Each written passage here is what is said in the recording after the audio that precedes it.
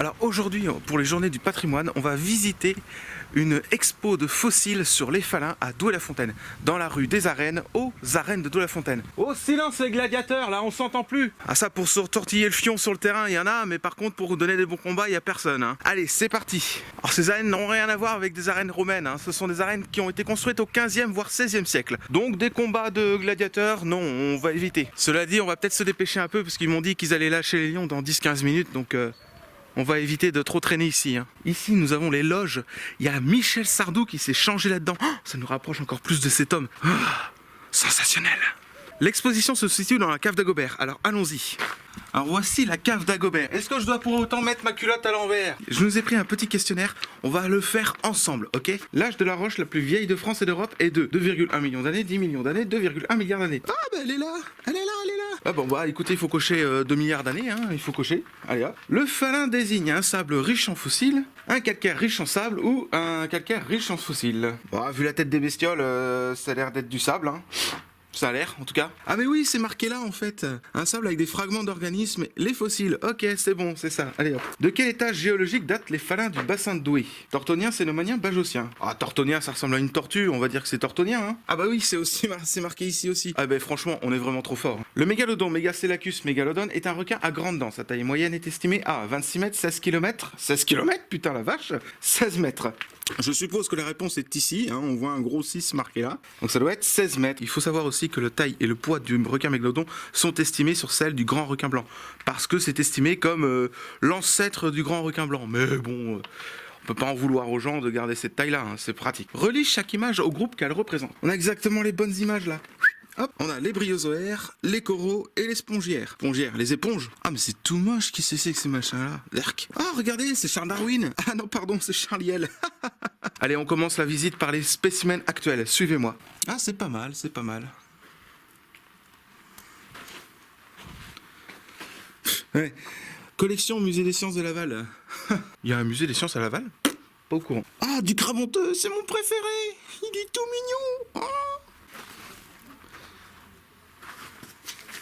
En spécimen actuel, nous avons encore ici des superbes poissons, un superbe corail. C'est quoi ce machin tout dégueulasse là? Comatule, hein, ouais. Du crinoïde, mais c'est cool les crinoïdes. Collection Musée des Sciences de Laval, collection Musée des Sciences de Laval, collection Musée des Sciences de Laval, et... collection Musée des Sciences de Laval. En fait, le mec, c'est un gros mytho, y a rien qui est à lui, quoi. Fossiles et fossilisation. Les groupes présentés. Ah, le mec, il a encore le mot invertébré. Ouais, bon, quoi, c'est bon, c'est un amateur. Une super vitrine ici avec des bryozoaires. C'est cool, les bryozoaires. Mot contre Triple Scrabble, vous avez le Y et le Z en même temps. Contre vos grands-parents, vous allez forcément gagner. Des fossiles de Noyon-la-Plaine, c'est super génial. On a encore du crabe honteux. On a encore du crabe honteux. Wouh! Le plus gros oursin échinoderme de l'exposition se nomme échinolampe, scutel ou fève de mer. Ouais, les fèves de mer, c'est ces petits machins-là, mais comment on fait là? Parce que j'ai pas de règles ni de maître, alors je fais comment, hein, sérieusement? Ah non, mais attendez, les scutels c'est ça, et les échinolampes c'est juste à côté. Je crois qu'on va cocher échinolampe. Une autre vitrine, mais cette fois-ci avec des mollusques de Noyon-la-Plaine. Une vitrine de Noyon-la-Plaine avec des vertébrés. Franchement, c'est super cool. Regardez les dents. Alors justement, Mégalodon, hein, ce n'est plus l'ancêtre du grand requin blanc. Normalement, l'ancêtre du grand requin blanc, maintenant, c'est celui-là. Ce n'est plus Cosmopolitodus astalis, c'est Carcharodon astalis. Eh ouais, les mecs, faut se mettre à jour, faut se mettre à jour. Entoure le Deinotherium. Franchement, il y a un côté un éléphant et de l'autre côté un autre bestiole qu'on connaît pas. Donc forcément, ça va être l'autre, quoi. Ah bah justement, une dent de Deinotherium ici. Génial, elle est géniale cette dent-là. Cite la plus grande différence physique avec l'éléphant. Bah, c'est les défenses, voyons, c'est logique. D'ailleurs, il y a une théorie complètement folle, ça reste entre nous évidemment. Le Deinotherium est supposé être trop lourd pour vivre sur la terre ferme. Du coup, il ne vit exclusivement qu'en rivière. Et les défenses qui sont sur le menton servent à s'ancrer sur le rivage pour pouvoir brouter la végétation. Il y en a qui sont vraiment cool. Ah, ici on a du Metaxterium medium, c'est une sorte de dugon, ça fait partie de la même famille. Avec des parties du crâne, waouh, génial. Ah, et là, tous les restes remaniés. Ah, et puis là, nous avons une superbe dent de dinosaure. Ah non, putain, c'est un moulage ici. Excusez-moi, c'est l'autre à côté. Ah ouais, toute minuscule. Bon, on continue la visite, hein, parce qu'on n'a pas que ça à faire non plus. Hein. Alors ici, on arrive sur c'est quoi le métier de paléontologue, qu'est-ce que c'est, mais on n'en a rien à faire finalement, on veut juste voir des cailloux, mince. Ah, c'est quand même assez intéressant parce qu'on voit l'avant et l'après du bloc dégagé. Franchement, c'est super. Des publications, ouais. C'est quoi ce machin-là?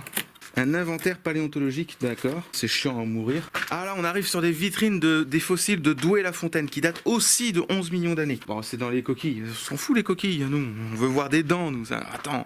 Là, un super morceau de plaque de Falun avec beaucoup de scutels. Donc des petits oursins plats. Ça appartient même pas au gars, quoi. C'est écrit collection privée, c'est même pas à lui. Ah, superbe, superbe. Encore une super dent de mégalodon. C'est quoi ce machin-là? Un coprolite excrément fossile. Ah, c'est dégueulasse. Ah, ici, des dents de chien-ours. Ah bah voilà, c'est ça la prochaine question. Qu'est-ce qu'il mangeait? Bah vu le nom, je dirais qu'il mangeait de la viande, hein, mais bon, voilà. Et effectivement, des dents sécodontes, donc c'est effectivement un carnivore. 2 dents de dinosaures remaniés sont présentes dans cette exposition. Les dinosaures sont-ils toujours vivants? J'ai regardé la 5e chronique de Valéoraptor sur le sujet, donc je sais répondre à la question, évidemment. Pète à modestie quand même, hein. Un fossile inconnu datant du Bajocien. Il y a du Bajocien aussi, la vache. Oh mais attends, tu vas pas me dire que c'est un fossile ce truc-là? On a même une vertèbre d'ichthyosaure, la vache. Allez là, la super machine inconnue là. Alors c'est du poisson géant, plaque osseuse, effectivement. Alors voilà, la visite est terminée. Le questionnaire est rempli. On va voir si on a obtenu le fameux diplôme du petit paléontologue. Non, parce que j'aimerais bien économiser 5 ans d'études quand même, hein. Ça y est, on a obtenu notre diplôme, regardez ça. Il y a même un tampon avec le T-Rex dessus, c'est génial. Voilà, donc c'était une visite un peu faux-folle et humoristique de mon exposition lors des Journées du patrimoine de 2016. C'était la 4e année que j'exposais mes fossiles à Douai-la-Fontaine. Alors ne m'en voulez pas du format un petit peu léger de la vidéo, hein. J'ai écrit les choses la veille pour le lendemain, après les 2 jours consécutifs pour les Journées du patrimoine. J'ai été assez fatigué. Et j'ai surtout tourné avec 15 minutes de batterie pour la caméra. J'avais oublié le chargeur. C'était un record personnel, hein, c'était même assez chaud de filmer avec 15 minutes. Je pouvais pas me permettre de refaire certaines scènes. Voilà. Lors de cette exposition, il y a eu 155 personnes le samedi et 360 le dimanche. Soit un total de 515 personnes pour les 2 Journées du patrimoine. Alors on pourrait croire que c'est pas grand chose, mais pour moi et pour l'emplacement géographique où j'étais, c'était quand même quelque chose. Et c'était génial.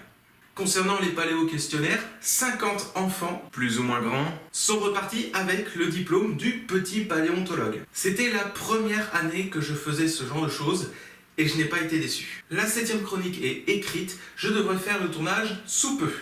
Certainement peu de temps après cette vidéo-là. Alors pour la 6e chronique, je vais la ressortir pour la 3e fois en espérant qu'elle ne soit pas de nouveau censurée par YouTube. J'aimerais ne pas disperser ma chaîne sur 2 plateformes différentes parce que j'ai autre chose à faire que de naviguer sur les 2 plateformes. Et je trouve aussi Dailymotion moins pratique que YouTube, mais comme ils sont un peu plus libres d'esprit pour ce qui est de la créativité et des droits d'auteur surtout, il n'est pas impossible, oui, que si la 6e chronique est de nouveau censurée sur YouTube, je la sorte finalement sur Dailymotion. Ça m'embêterait, mais bon, si j'ai pas le choix. Sur ce, je vous laisse avec un diaporama de photos de l'exposition que j'ai faite, plus posé, au calme. Même si je parais pas trop actif, vous pouvez toujours poser des questions, j'y répondrai. À la prochaine, mes petits paléoans, et l'évolution tout avec vous.